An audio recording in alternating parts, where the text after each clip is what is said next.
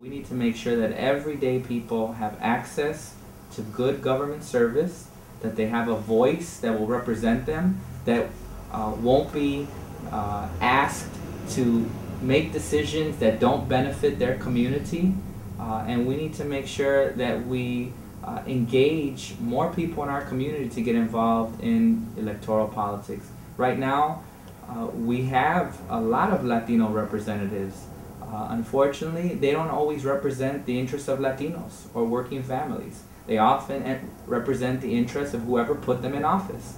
And knowing that campaigns cost a lot of money, many of the people in our districts can't afford to finance campaigns at the state representative level, at the aldermanic level, at the senatorial level, all the way on up.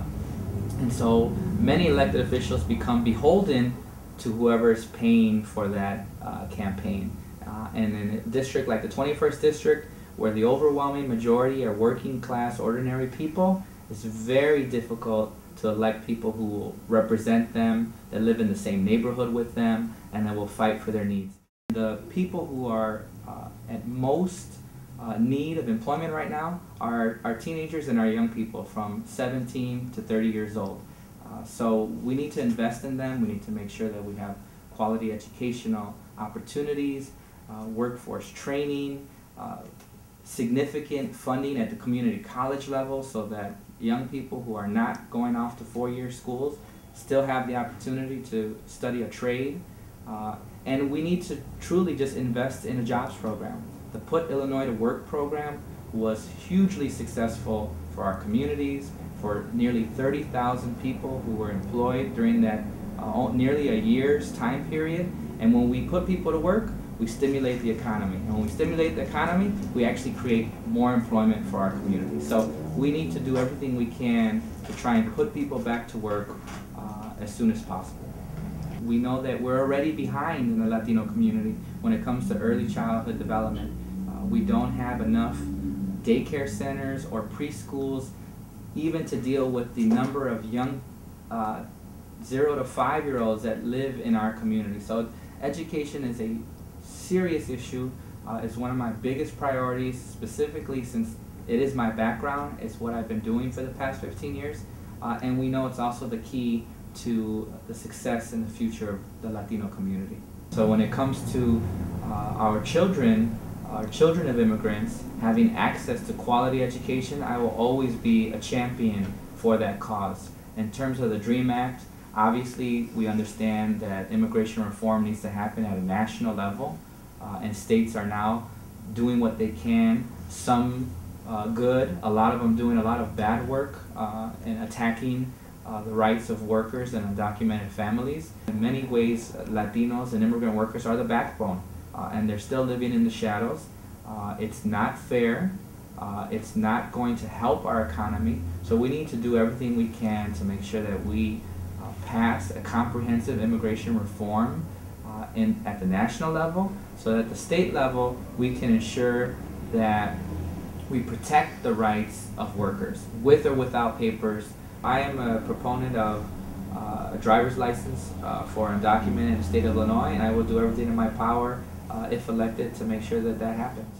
There's a strong correlation of crime to poverty, right? And so when our communities don't have access to the resources for good schools, when we don't have access to good jobs, when we don't have access to good health care, people who are desperate will use desperate means to put food on the table and to protect themselves and their families. So we need to make sure that we have these kinds of programs in our community. We need good schools, we need good jobs, we need mentoring programs, we need violence prevention programs so that we get to some of these young people, 2nd grade, 3rd grade, so they have role models and male role models that they can look up to.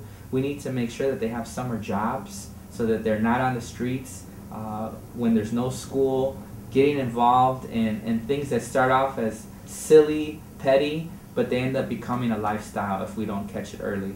And then lastly, we need programs to welcome back some of our family members, some of our neighbors who have made mistakes in their lives, but now we need to figure out how to help them get back on the right track. Technology is so important nowadays, especially for our younger generation. Everyone is texting, everybody's on the internet, Facebook, social media, all these forms of new technology are the way that we are going to change the world. We've seen it in the uprisings in the Middle East.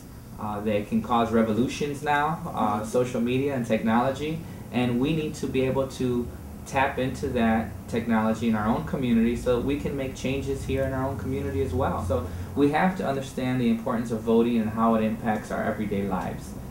People say their vote doesn't count, they're all corrupt, nothing comes of it, they're just going to raise my taxes. I think those are all issues that can be true, especially if we don't vote.